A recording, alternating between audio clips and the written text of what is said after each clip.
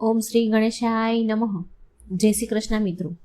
આજે આપણે ભગવદ્ ગીતામાં જે રહેલા છે મહાત્મય ફળ અને જેની કથા છે એ આપણે સાંભળીશું. આ કથાઓ, આ મહાત્મય શંકર ભગવાન પાર્વતીજીને કહે છે, વિષ્ણુ ભગવાન લક્ષ્મીજીને કહે છે. તો આ પૂરેપૂરું સાંભળજો. જ્યાં ભગવદ્ ગીતાનો ગ્રંથ હોય અને જ્યાં ગીતાનો પાઠ થાય છે ત્યાં પ્રયાગ આદિ સર્વ તીર્થોનો વાસ રહેલો છે. એનો મતલબ એમ છે, અર્થાત ગીતાજીના શ્રવણ પઠનથી પ્રયાગ આદિ પવિત્ર ધામોમાં સ્નાન કર્યા જેટલું પુણ્ય પ્રાપ્ત થાય છે. ચોથા અધ્યાયનું મહાત્મય ફળ આ રીતે છે. પાર્વતીજીએ શંકર ભગવાનને કહ્યું અને લક્ષ્મીજીએ વિષ્ણુ ભગવાનને કહ્યું, હે પ્રભુ, હવે આપ અમને ગીતાજીના ચોથા અધ્યાયનું મહાત્મય અને તેના ફળ વિશે જણાવો. આ સાંભળી શંકર ભગવાને પાર્વતીજીને અને વિષ્ણુ ભગવાને લક્ષ્મીજીને કહ્યું, હે દેવી, ચોથા અધ્યાયનો પાઠ શ્રવણથી જીવ ઉત્તમ લોકોને પામે છે. હું એક કથા કહું છું, એ તમે ધ્યાનથી સાંભળો. મહાત્મય કથા. પવિત્ર કાશી નગરીમાં દેવદત્ત નામનું ધર્મિષ્ઠ બ્રાહ્મણ રહે છે. એક દિવસ તે ભગવાન વેદવ્યાસના દર્શન કરવા ગંગા પાર કરી રામનગર ગયો. ત્યાં એક કૂવો જોયો. કૂવામાંથી પાણી સિંચી સ્નાન કરી સંધ્યા પૂજા કરી. થયું એવું કે એ કૂવા પાસે બોરડીના 2 વૃક્ષો હતા. તેની નીચે તેણે બેસીને ગીતાજીના ચોથા અધ્યાયનો પાઠ કર્યો. પાઠ પૂર્ણ કરી તેણે ભોજન કર્યું. થોડી વાર આરામ કરી તે આગળ વધ્યો. જ્યારે દેવદત્ત ગીતાજીના ચોથા અધ્યાયનો પાઠ કરી રહ્યો હતો ત્યારે બંને બોરડીઓ ધ્યાનપૂર્વક એ પાઠ સાંભળી રહી હતી. આ પાઠનું શ્રવણ કરવાથી તેઓ બંને પોતાના સ્થાનેથી પડી ગઈ અને વૃક્ષયોનીમાંથી છૂટી કાશીના એક બ્રાહ્મણના ઘેર કન્યાઓ રૂપે જન્મી. બંને રૂપાળી ગુણવાન અને ધર્મિષ્ઠ હતી. વર્ષો પછી એ 2 કન્યાઓએ દેવદત્તને જોયો. તેને જોતા જ તેને પોતાના પૂર્વજન્મનો યાદ આવી. એ બંને કન્યાઓ દેવદત્તને પ્રણામ કરી કહેવા લાગી, હે મહારાજ, તમે જ અમારા ઉદ્ધારક છો. એક સમયે રામનગરમાં કૂવા પાસેના 2 બોરડીના વૃક્ષ નીચે બેસીને તમે ગીતાના ચોથા અધ્યાયનો પાઠ કર્યો હતો. એ પાઠ અમે ધ્યાનપૂર્વક સાંભળ્યો હતો અને આ પુણ્યના બળે અમે ઋષિના શાપમાંથી મુક્ત થયા અને વૃક્ષયોનીમાંથી છૂટી આ મનુષ્ય અવતાર પ્રાપ્ત થયો. હવે અમારા તે પહેલા પૂર્વજન્મનું વૃત્તાંત પણ સાંભળો. અગાઉના જન્મે અમે બંને સ્વર્ગની અપ્સરાઓ હતી. સ્વર્ગમાં નૃત્ય ગાન કરી નિત્ય ઇન્દ્રની પ્રશંસા પ્રાપ્ત કરતી. અમને રૂપનું ઘણું જ અભિમાન હતું.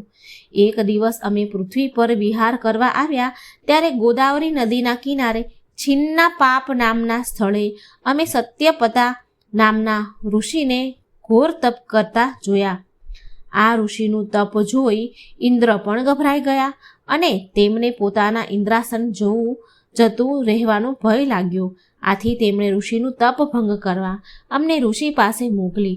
અમે મધુર ગીત ગાન કરી, મોહક નૃત્ય કરી, મનમોહક હાવભાવ કરી ઋષિને તપમાંથી ચલિત કરવા ઘણા પ્રયત્નો કર્યા.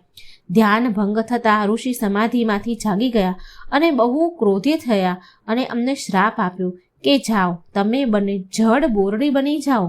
શ્રાપ સાંભળીને અમે ગભરાઈ ગઈ. ઋષિને અમે આજીજી કરતા કહ્યું, આમાં અમારો કોઈ દોષ નથી. અમે તો ઇન્દ્રના કહેવાથી અહીં આવ્યા હતા. ઋષિને અમારા ઉપર દયા આવી એટલે તેમણે કહ્યું, જ્યારે તમે ગીતાજીનો ચોથો અધ્યાય સાંભળશો ત્યારે જ તમારી મુક્તિ થશે. આ સાંભળી દેવદત્તે પણ તે બંને કન્યાઓને ગીતાજીના ચોથા અધ્યાયનો નિત્ય પાઠ કરવાનું કહ્યું. બંને કન્યાઓ નિત્ય પાઠ કરવા લાગી. આ પાઠના પુણ્ય બળે બંને કન્યાઓ મૃત્યુ પછી સ્વર્ગમાં પાછી ફરી અને દેવદત્ત પણ અંતકાળે વૈકુંઠ લોક પામ્યો. અહીં ચોથા અધ્યાયની મહાત્મય કથા પૂર્ણ થઈ. હવે આપણે સાંભળીશું ભાગવદ્ ગીતાના 5મા અધ્યાયની મહાત્મય કથા. પાર્વતીજી શંકર ભગવાનને કહે છે અને લક્ષ્મીજી વિષ્ણુ ભગવાનને કહે છે, હે પ્રભુ, હવે આપ અમને ગીતાજીના 5મા અધ્યાયનું મહાત્મય અને તેના ફળ વિશે અમને જણાવો. આ સાંભળી શંકર ભગવાને પાર્વતીજીને અને વિષ્ણુ ભગવાને લક્ષ્મીજીને ગીતાજીના 5મા અધ્યાયનો પાઠ કરનારા મનુષ્યના સ્પર્શ માત્રથી અધમ જીવનો ઉદ્ધાર થાય તે જણાવે છે. માટે આ અધ્યાયનું મહાત્મય વિશેષ છે. આ બાબતે એક કથા હું કહું છું, તે તમે સાંભળો. કર્મ સંન્યાસ યોગની આ 5મા અધ્યાયનું મહાત્ફળ તમે શાંતિથી સાંભળજો. કથા છે, પૂર્વ પુરુક્ષુસ નામના એક નગરમાં પિંગળ નામનો એક દુરાચારી બ્રાહ્મણ રહેતો હતો. તે જન્મે બ્રાહ્મણ હતો, પરંતુ કર્મ રાક્ષસ હતા. કદી પણ સ્નાન સંધ્યા હોમ હવન કે પૂજા અર્ચના ન કરતો. એટલું જ નહીં, જે કરે તેની હાંસી ઉડાડતો. બ્રાહ્મણ હોવા છતાં એ ભવૈયાઓ સાથે રહીને વાજા વગાડતો, નાચ ગાન કરતો. તેની પત્ની અરુણા પણ તેના જેવી જ કુલટા અને વ્યાભિચારણી હતી. એક દિવસ વ્યાભિચારણી અરુણાને પોતાના પતિ રંગરાગના માર્ગમાં અંતરાય રૂપ લાગ્યો, તેથી તેણે ઊંઘતા પતિને મારી નાખ્યો. આવું જઘન્ય મોત થતાં પિંગળ નરકમાં પડ્યો અને યાતના ભોગવવા લાગ્યો. ઘણો સમય યાતના ભોગવી તે પૃથ્વી પર ગીધ થઈને જન્મ્યો. તેથી કુલટા પત્ની અરુણાને પગંદરનો રોગ થયો. તે મૃત્યુ પામી અને બીજા જન્મે પૃથ્વી પર સુગરી થઈને જન્મી. એક દિવસ શિકારની શોધમાં નીકળેલી ગીધની નજર સુગરી પર પડી. તત્કાળ તેને પોતાના પૂર્વજન્મનું જ્ઞાન થયું. જ્ઞાન થતાં જ ગીધ સુગરીને મારવા દોડ્યો. મોતની બીકે સુગરી નાઠી, પણ ગીધે તેને પકડીને મારી નાખી. એ જ વખતે એક શિકારીની નજર આ ગીધ ઉપર પડી. તેણે બાણ મારીને ગીધને મારી નાખ્યો. નસીબ જોગે બંનેના હાડકાં એક જ્ઞાની મનુષ્યની ખોપડીમાં પડ્યા. યમદૂતો બંનેને યમરાજા પાસે લઈ ગયા. યમરાજાએ કહ્યું કે તમે બંને મહાપાપી છો. તમને તો હંમેશને માટે નરકમાં જ નાખવા જોઈએ. પરંતુ તમારા હાડકાં બ્રહ્મજ્ઞાની મહાત્માની ખોપડીમાં પડવાથી તમારા પાપો નાશ પામ્યા છે. આ મહાત્મા નિત્ય શ્રી ગીતાજીના 5મા અધ્યાયનો પાઠ કરતા હતા. તેથી તેના પુણ્ય બળે તમારો પણ ઉદ્ધાર થઈ ગયો છે. થોડી જ વારમાં વિમાન આવ્યું અને પિંગળ અને અરુણા તેમાં બેસીને વૈકુંઠ લોક ગયા. અહીં 5મા અધ્યાયનું મહાત્મા ફળ પૂર્ણ થાય છે. હવે આપણે સાંભળીશું 6ઠા અધ્યાયનું મહાત્મય ફળ કથા, જે શંકર ભગવાન પાર્વતીજીને કહે છે અને વિષ્ણુ ભગવાન લક્ષ્મીજીને કહે છે. આત્મસંયમ યોગની મહાત્મય કથા ધ્યાનથી સાંભળજો. પાર્વતીજીએ શંકર ભગવાન અને વિષ્ણુ ભગવાનને કહ્યું. વિષ્ણુ ભગવાને લક્ષ્મીજીને કહે છે કે હે પ્રભુ, હવે આપ અમને ગીતાજીના 6ઠા અધ્યાયનું મહાત્મય અને ફળ જણાવો. આ સાંભળી શંકર ભગવાન પાર્વતીજી અને વિષ્ણુ ભગવાન લક્ષ્મીજીને કહે છે કે હે દેવી, આ અધ્યાયનો પાઠ કરનાર ત્રણેય લોકમાં આદરણીય સ્થાન પ્રાપ્ત કરે છે. આ અંગેની હું એક કથા કહું છું, તે તમે સાંભળો. ગોદાવરી નદીના પાવન કિનારે પ્રતિષ્ઠન નામનું એક સુંદર નગર હતું. આ નગરમાં રાજાનું નામ જ્ઞાનશ્રુતિ હતું. તે ઘણો જ ધર્મિષ્ઠ હતો. જેટલો જ્ઞાની હતો એટલો દાની પણ હતો. હોમ હવન યજ્ઞ યાગ વ્રત તપ કરતો. સાધુ સંતોની સેવા અને પ્રજાના કલ્યાણમાં જ મગ્ન રહેતો. તીર્થયાત્રા, અતિથિ સત્કાર અને બ્રહ્મ ભોજન જેવા પવિત્ર કાર્યો કરવામાં તે ઘણો આનંદ પ્રાપ્ત કરતો હતો. એક દિવસ પ્રાતઃકાળે રાજા સૂર્યદેવને અંજલિ આપી રહ્યા હતા. ત્યારે માન સરોવરના હંસોનું એક ટોળું આકાશ માર્ગ પરથી પસાર થઈ રહ્યું હતું. તેમના માથેથી 2 હંસ રાજાના મહેલના કાંગરે આરામ કરવા ઉતર્યા અને વાતો કરવા લાગ્યા. પશુ પક્ષીની ભાષા જાણનાર રાજાએ પણ આ વાત સાંભળી. એક હંસ બીજા હંસને કહી રહ્યો હતો કે આ રાજા ઘણો જ ધર્મિષ્ઠ છે અને દાની પણ છે. લોક કલ્યાણના ઘણા કાર્યો તેણે કર્યા છે. પરિણામે તે ઘણો જ લોકપ્રિય અને આદરપાત્ર બન્યો છે. આ સાંભળી બીજો હંસ બોલ્યો કે આના કરતાં તો વધુ આદરપાત્ર અને બ્રહ્મજ્ઞાની તો રૈકઈ નામનો મહાત્મય છે. પશુ પક્ષીઓની ભાષા સમજતા રાજાએ હંસોની આ વાત સાંભળી તો તેને વિચાર આવ્યો કે આવા બ્રહ્મજ્ઞાની મહાત્માના દર્શન તો અવશ્ય કરવા જ જોઈએ. હંસો તો વાતો કરીને ઉડી ગયા, પણ રાજા જ્ઞાનશ્રુતિ વિચાર કરવા લાગ્યા કે હંસોએ રૈકય નામનો જે મહાત્માની વાત કરી રહ્યા હતા તે ક્યાં રહેતો હશે, તેમને શોધવા ક્યાં? તે છતાં રાજા જ્ઞાનશ્રુતિની મહાત્માના દર્શન કરવાની જિજ્ઞાસા એટલી બધી તીવ્ર બની ગઈ કે તે રાજપાટ છોડીને તીર્થટન કરવા લાગ્યા, તીર્થયાત્રા કરવા નીકળી પડ્યા. કાશી, પ્રયાગ, પ્રભુતિ વગેરે નગર ફરતા ફરતા દેશો દેશમાં રૈક્ય નામના મહાત્મા વિશે પૂછપરછ કરતા કરતા રાજા કાશ્મીર પ્રદેશના માણિકેશ્વર નામના મહાદેવજીના મંદિરે પહોંચ્યા. ત્યાં રાતવાસો કર્યો. સવારે રાજાએ મંદિરના પૂજારીને મહાત્માએ રૈક્ય અંગે પૂછપરછ કરી તો પૂજારીએ જણાવ્યું કે મહાત્મા રૈક્ય તો આ નગરમાં જ રહે છે. રાજા જ્ઞાન શ્રુતિ તત્કાળ રૈક્ય પાસે પહોંચી ગયા.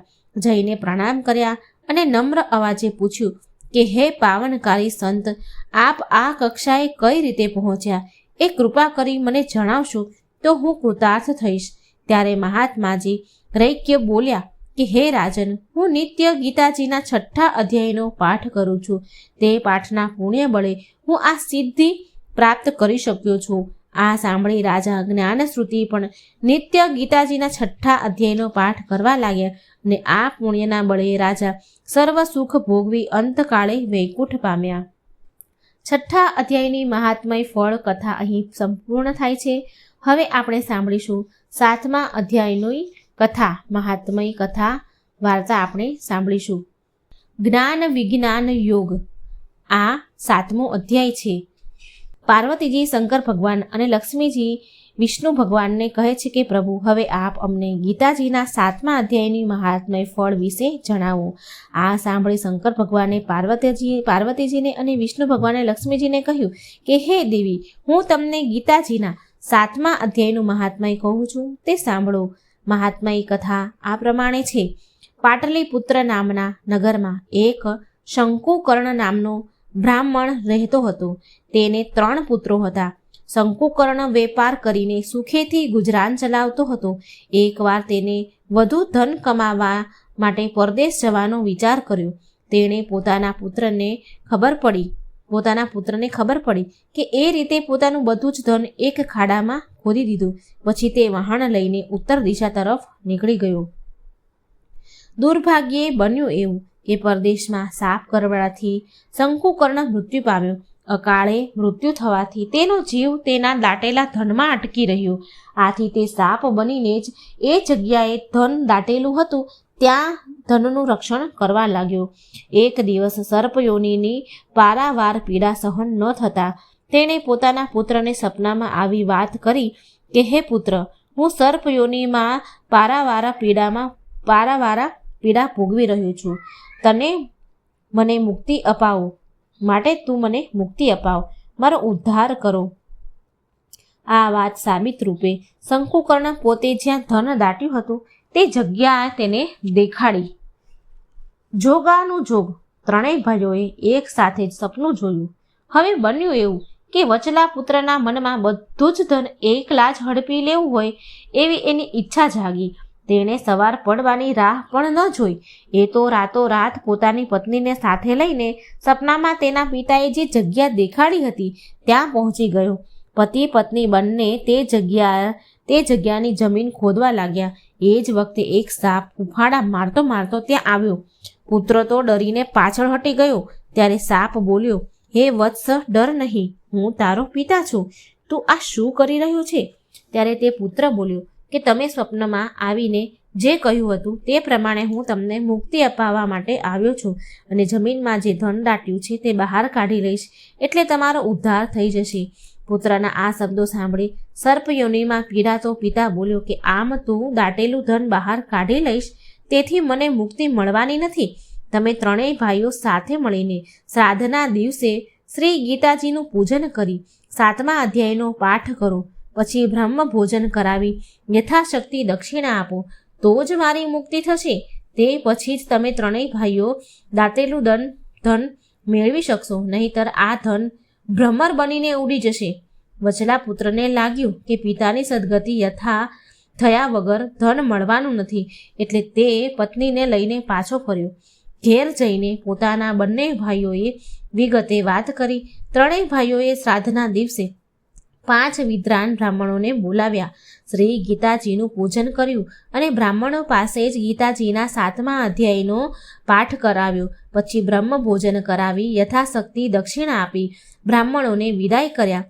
આ કાર્યના પુણ્ય બળે શંકુકર્ણ સર્પયોનિમાંથી મુક્ત થયો અને સ્વર્ગલોકમાં ગયો. ત્યારબાદ ત્રણેય ભાઈઓએ જમીન ખોદી દાટેલું ધન બહાર કાઢ્યું અને સરખા ભાગે વહેંચી દીધું. શ્રી ગીતા પાઠનો આવો ઉત્તમ મહિમા જાણી ત્રણેય ભાઈઓ નિત્ય ગીતાજીના 7મા અધ્યાયનો પાઠ કરવા લાગ્યા અને પૃથ્વીલોકના સર્વ સુખ ભોગવી અંતકાળે વૈકુંઠ ગયા. ગીતાજીનો 7મા અધ્યાયની મહાત્મય કથા પૂર્ણ થઈ. હવે આપણે સાંભળીશું અક્ષર બ્રહ્મ યોગ 8મો અધ્યાયની મહાત્મય કથા ફળ. કૈલાસ નિવાસી શંકર ભગવાને મા પાર્વતીજીને કહ્યું અને શ્રી વિષ્ણુ ભગવાને લક્ષ્મીજીને કહ્યું કે હવે તમે ગીતાજીના અતિશય પાવનકારી અને પરમ પદની પ્રાપ્તિ કરાવનારા ગીતાજીના 8મા અધ્યાયનું મહાત્મય ફળ વિશે તમે સાંભળો. તે સાંભળી તમને ઘણી પ્રશંસા થશે. દક્ષિણ પ્રદેશમાં આમદરપુર નામના નગરમાં ભાવ શર્મા નામનો એક બ્રાહ્મણ રહેતો હતો. તે માત્ર જન્મે જ બ્રાહ્મણ હતો, પરંતુ કર્મ તો કસાઈને પણ શરમાવી દે એવા હતા. તે રાત દિવસ અનીતિ અને પાપ કર્મ કરવામાં જ ડૂબેલો રહેતો અને બ્રહ્મ કર્મ નિંદા જ કર્યા કરતો. એક દિવસની વાત છે. ભાવ શર્માએ પુષ્કળ તાળી પી લીધી. અત્યંત નશો ચઢી જવાથી તે લથડિયા ખાતો ખાતો પોતાના ઘર તરફ જઈ રહ્યો હતો. ત્યારે શરીરનું સમતોલન ન જાળવી શકતા તે જમીન પર પટકાયો. દુર્ભાગ્યે તેનું માથું એક પથ્થર સાથે જોરથી અથડાતા તેનું મૃત્યુ થયું. પાપ કર્મોના કારણે ભાવ શર્મા વૃક્ષ યોનિને પ્રાપ્ત થયું. તે જ સ્થાને તાડનું વૃક્ષ બનીને નિવાસ નાખતો, પીડા ભોગવતો પોતાના પાપ કર્મોને યાદ કરી આંસુ વહાવા લાગ્યો. દાઝેલા પરડામની જેમ તે તાડના વૃક્ષ પર એક બ્રહ્મ રાક્ષસ પોતાની પત્ની સાથે રહેવા આવ્યો. તે બ્રહ્મ રાક્ષસની પૂર્વજન્મની કથા આ મુજબ છે. તે બ્રહ્મ રાક્ષસ કુશીબલ નામનો બ્રાહ્મણ હતો. તે વેદાંગના તત્વોને જાણનારી, સર્વશાસ્ત્રોના જ્ઞાતા અને સદાચારી હતો. તેની પત્ની કુમતી તેના નામ પ્રમાણે જ ખરાબ સ્વભાવ અને વિચારવાળી હતી. કુશીબલ ઘણો જ વિદ્વાન હતો. આથી તે પુષ્કળ દાન મળતું હતું, પરંતુ સ્વભાવે ઘણો જ લોભી હોવાના કારણે તે ધન ભેગું જ કર્યા કરતો. કદાપી કોઈને કોઈ પાયનું પણ દાન ન કરે. કાળવશ તે બ્રાહ્મણ અને તેની પત્ની મૃત્યુ પામ્યા અને બ્રહ્મ રાક્ષસ બની પૃથ્વી પર ભૂખ્યા તરસ્યા ભટકવા લાગ્યા. ભટકતા ભટકતા તેઓ તે તાડના વૃક્ષ પાસે આવ્યા. ત્યાં તેની શીતળ છાયામાં રહેવા લાગ્યા.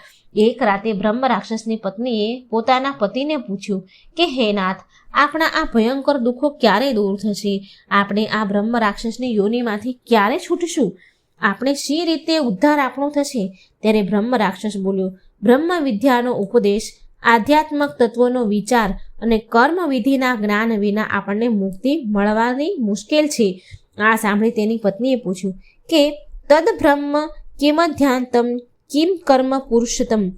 તે બ્રહ્મ શું છે, અધ્યાત્મક શું છે અને કર્મ શું છે? તેની પત્ની આટલું બોલી કે તરત જ એક આશ્ચર્યજનક ઘટના બની. તે સાંભળો.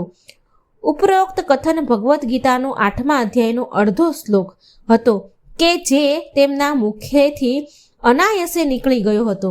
તે અડધા શ્લોકના મહાત્મ્યથી તે પતિ પત્ની બ્રહ્મ રાક્ષસની યોનિમાંથી મુક્ત થયા. તરત જ વિષ્ણુ દૂતો દિવ્ય વિમાન લઈને આવ્યા અને તે પતિ પત્નીને તેમાં બેસાડી વૈકુંઠ લોક લઈ ગયા. ઉપરોક્ત ગીતાજીના 8મા અધ્યાયના અડધા શ્લોકનું શ્રવણ તાડનું વૃક્ષ બનીને પીડા ભોગવતા ભાવ શર્માએ પણ કર્યું હતું. આથી કરીને તે પણ વૃક્ષ યોનિમાંથી મુક્ત થયો. તાડનું વૃક્ષ સુકાઈને પડી ગયું. બીજા જન્મે આ ભાવ શર્માનો જન્મ એક પવિત્ર ધર્મનિષ્ઠ બ્રાહ્મણના ઘેર થયો.